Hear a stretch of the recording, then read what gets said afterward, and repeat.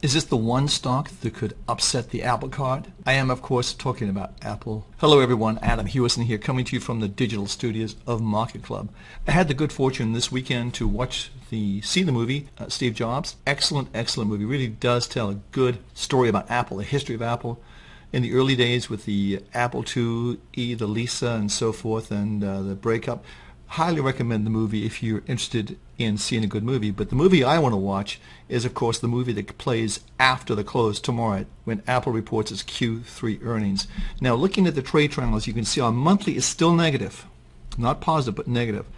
Our weekly is up, indicating you should be on the sidelines, which is probably not a bad thing. But if we go below the 109.50 area, either today or tomorrow, and the way we're dropping now, we're dropping quite a bit. This is one of the biggest drops we've seen in Apple in quite some time. We could be lower than that, but that's the key thing I'm watching. I think, to be honest with you, and I'm a huge fan of Apple. I have their iPhones, iPads, everything they put out I've bought. But I think they've changed. I think the technology's changed. I think there's a new leader coming along. It could well be Google with some of their smartphones that are producing some of the software, the new Marshmallow software that's come out. But I think the marketplace is changing. I think Apple's gotten very big. It's been very successful.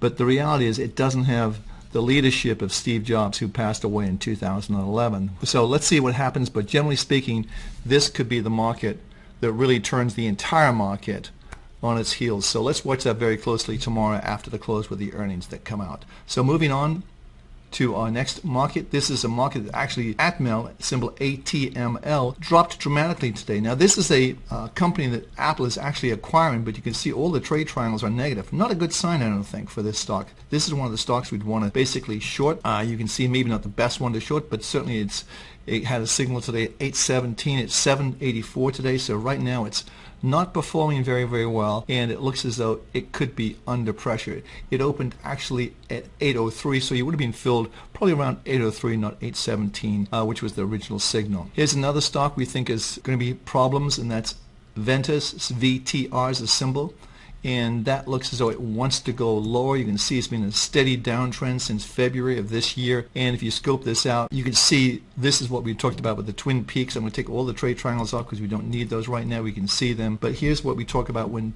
Twin Peaks. We did a whole lesson on Twin Peaks and Twin Valleys. Twin Peak is basically when you have two tops, or two, if you look at Twin Peaks like this, almost identical. You can see this is huge resistance, and then you've gone below this point right here, which is the valley, the pivot point in the valley. So if you look at where we are here, let's say this comes in at 55. The resistance comes in, let's say 80. We call that 80. And we take 55 away from 80, that gives us 25. We then subtract 25 from 55, it gives us 30. And we're looking for the stock to go back down to this level right here, which takes it all the way back to these levels in the first quarter of 2009. So that's what we're looking for in this stock. The stock is Ventus, symbol VTR. So watch that very carefully, but that's a very strong signal.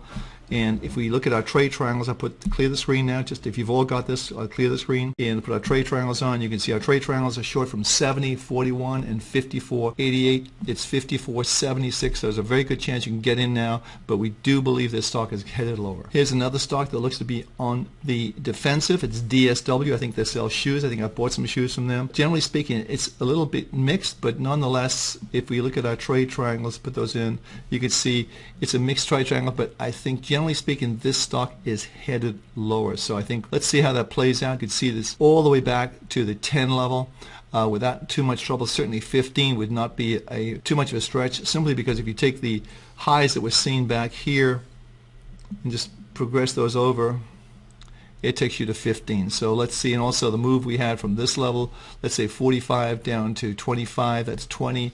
From here, take 20 from 40, it gives you about 20, and also it's a few more points extra way. So I would say somewhere between 20 and 15 DSW is going to get there. So let's see how that plays out. This is spot gold. You can see we've actually had a move up. We sort of come back down.